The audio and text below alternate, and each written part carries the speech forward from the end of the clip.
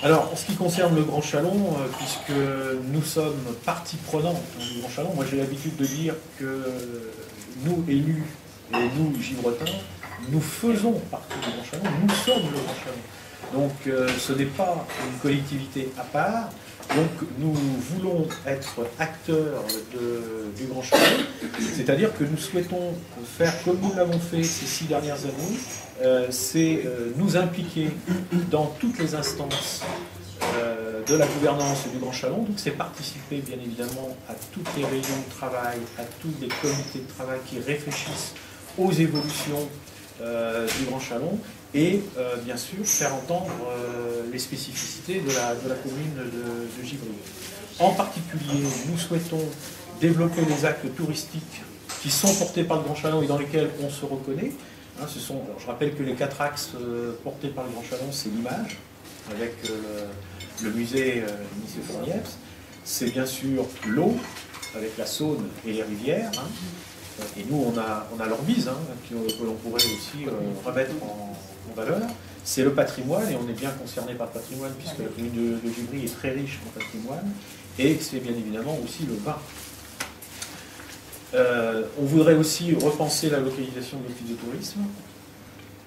Je pense qu'il faudra qu'on trouve le moyen d'amplifier l'information des Givretins sur les projets essentiels du Grand Chalon. Je crois que maintenant les Givretins sont bien conscients que le Grand Chalon porte un certain nombre de compétences.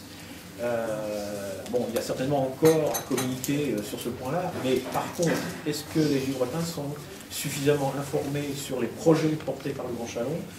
Je n'en suis pas sûr, et c'est là-dessus qu'il faudra qu'on mette un peu plus de communication. Dans les projets que nous avons aussi, c'est de travailler avec le Grand Chalon et le Conseil général pour améliorer le transport collectif entre la ville de Givry et la ville-centre Chalon. Et l'autre point, c'est que la prise de compétences s'est faite au 1er janvier 2012. On a toujours dit que la commune devait être la porte d'entrée de ces compétences pour le Grand Chalon, et ça, nous voulons le renforcer en améliorant la formation et la connaissance justement des compétences assurées par le Grand Chalon par le personnel communal, pour que le personnel communal soit capable d'apporter les premiers éléments de réponse à chaque demande de Givretins, sans que les Givretins aient besoin de se déplacer à Chalon ou de téléphoner au Grand Chalon. Bien évidemment, il y a un point qui est important, c'est le plan local d'urbanisme. Je rappelle que nous avons un plan local d'urbanisme qui a été approuvé en septembre 2012, qu'il y a actuellement un travail qui a été commencé par le Grand Chalon et auquel nous participons, qui est l'élaboration d'un plan communal intercommunal. Et nous souhaitons bien évidemment être intégrés dans le groupe de travail du Grand Chalon et de faire participer les Givretins à l'élaboration de ce PLU intercommunal en créant une commission extra-municipale. C'est-à-dire qu'on pourrait avoir un groupe de travail au sein de la commune de Givry, regroupant un certain nombre d'élus, bien évidemment, mais aussi des personnes qui souhaitent donner leur avis, de façon à pouvoir faire remonter les avis vers le Grand Chalon. Voilà. Et puis, il y a un domaine dans lequel le Grand Chalon fait beaucoup de choses, c'est la santé.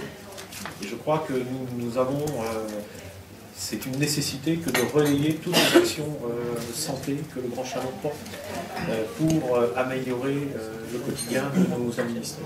Donc voilà ce que je voulais présenter ce matin, en sachant que ce document